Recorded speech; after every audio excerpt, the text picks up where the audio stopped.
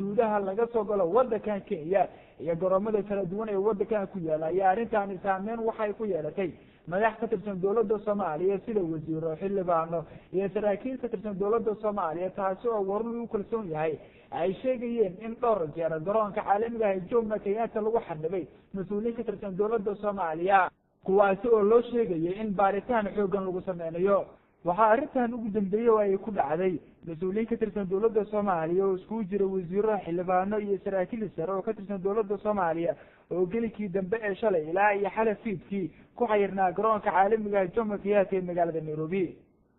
waxaa mas'uuliyiinta ka mid ahaa wasiirka macdanta iyo biyaha dowladda Soomaaliya Maxamed Cabdullaahi Omar wasiirka howlaha guud iyo guryeynta Maxamed Cabdi Yuusuf xildhibaan Maxamed Axmed Keenaan iyo saraakiil sare oo ka tirsan dowladda Soomaaliya Omar oo markii ay garoon ka soo furdaameen kadib wareysi aan kula yeelanay magaalada Nairobi ayaa sheegay in shalay ay ka soo boqoleen magaalada Muqdisho diyaaradii wadana ay soo cagan dhigatay garoon ku yaala magaalada Wajeer oo ka tirsan gobolka Waqooyi bari halkaasi oo baaritaan xoogan lagu sameeyay dadkii rakaabka ah ee diyaaradda saarnaa oo isku jira mas'uuliyiin ka tirsan dowladda Soomaaliya iyo dad shil ah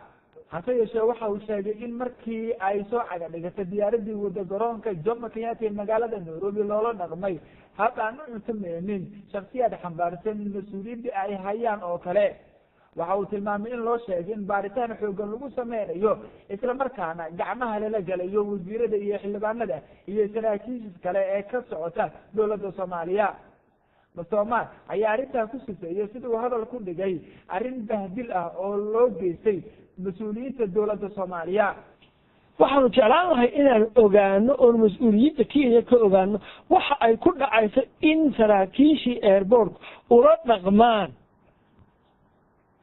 wasiirada iyo dadka mas'uuliyiinta dowladda Soomaaliyeed ka ah inay tixgelin waayaan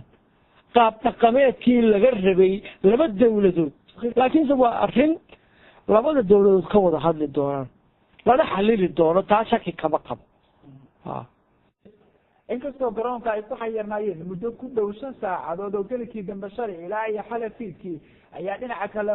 Omar waxa uu sheegay in ay codsadeen in wasaaradda arrimaha dibadda ee Kenya loogu yeero ama mas'uuliyiin kale oo ka tirsan dowladda Kenya hase yeeshee taasi ay dhicin ilaa ay imikana ay jirin cid la soo xiriirtay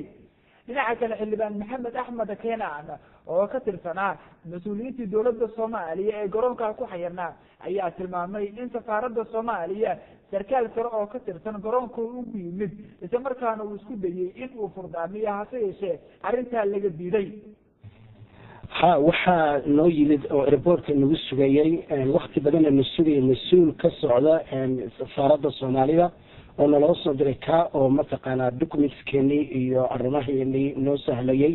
oo arrinta dhameynayay runtii inta aanu dhibka u dhacayo oo dhan waa uu nagu dhex jiray xataa isaga warkii waa laga naqli waayay waana uu dadaalay runtii ilaa iyo albaab walba iyo xafiis walba iyo walba